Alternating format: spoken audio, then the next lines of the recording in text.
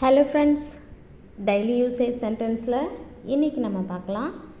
ஏன் கூடாது, Y not, ஏன் நான் அது செய்யக்கூடாது, ஏன் போகக்கூடாது அப்படின்னு கேட்கும்போது ஒய் நாட் அப்படின்னு நம்ம கேட்கலாம்.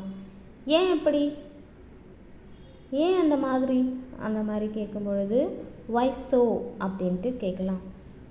நெக்ஸ்ட், யாரை பற்றி, நீங்கள் யாரை பற்றி பேசிகிட்ருக்கீங்க, about whom you are talking அப்படின்னு நம்ம கேட்குறதுக்கு we can use this.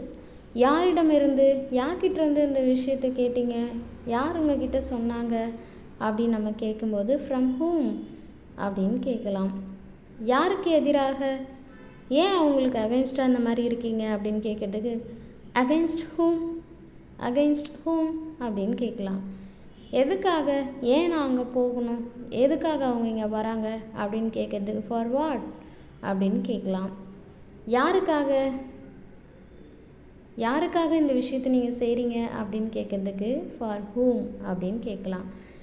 இந்த மாதிரியான வீடியோஸ் ஹெல்ப்ஃபுல்லாக இருந்துச்சு அப்படின்னு நினச்சிங்கன்னா நம்ம சேனலை மறக்காமல் ஃபாலோ பண்ணி சப்ஸ்கிரைப் பண்ணி சப்போர்ட் பண்ணுங்கள். தேங்க்யூ ஃபார் வாட்சிங்.